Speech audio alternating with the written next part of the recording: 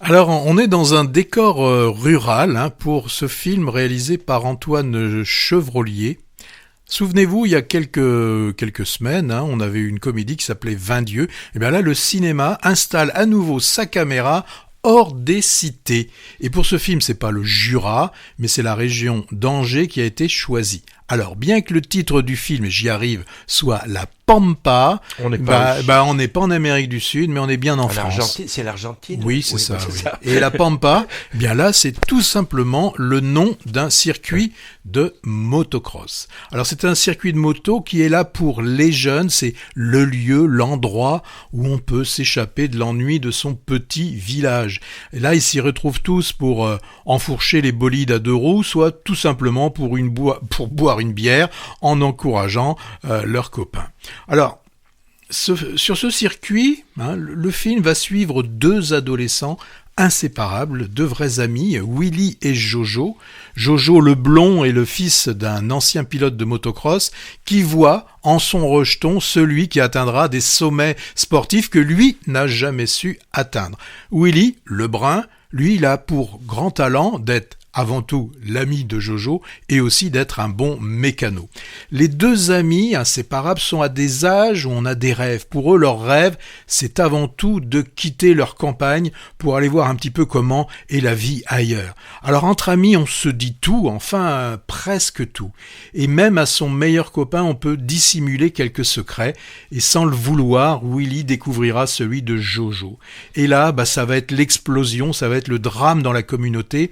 Un drame finalement de la bêtise ordinaire qui fera beaucoup de dégâts, mais heureusement l'amitié quand même sera la plus forte. Ce film est réussi. Antoine Chevrollier a su capturer l'essence de l'adolescence avec une rare sensibilité.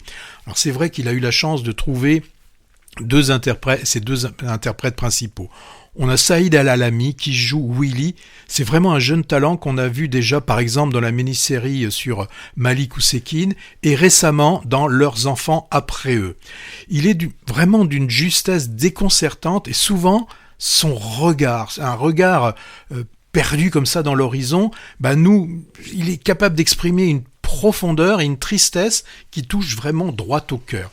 Alors, tout aussi jeune et tout aussi talentueux, on a Amaury Fouché, le blond, qui lui campe Jojo avec lui aussi une sensibilité et surtout une vulnérabilité désarmante.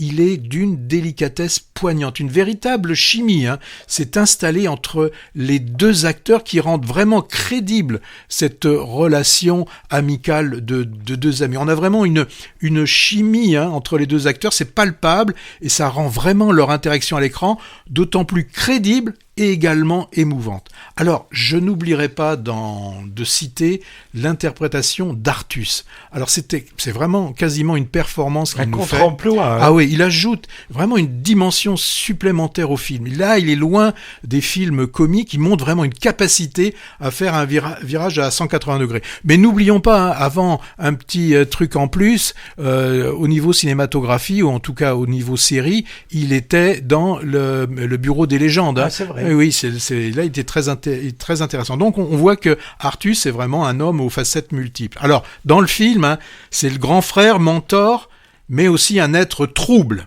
Et aussi celui qu'il faut citer dans le rôle quand même assez ingrat du père de Jojo, celui qui aurait voulu que son fils réalise ce que lui il n'a pas pu réaliser, c'est Damien Bonnard et il est d'une fois de plus assez bluffant.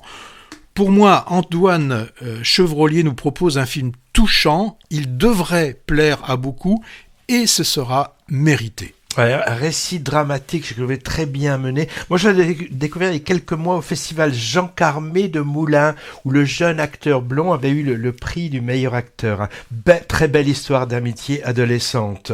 Alors, c'est le premier film de cet Antoine Chevrollier, et justement, il a réalisé des épisodes des séries Le Bureau des légendes ou Baron Noir, par exemple.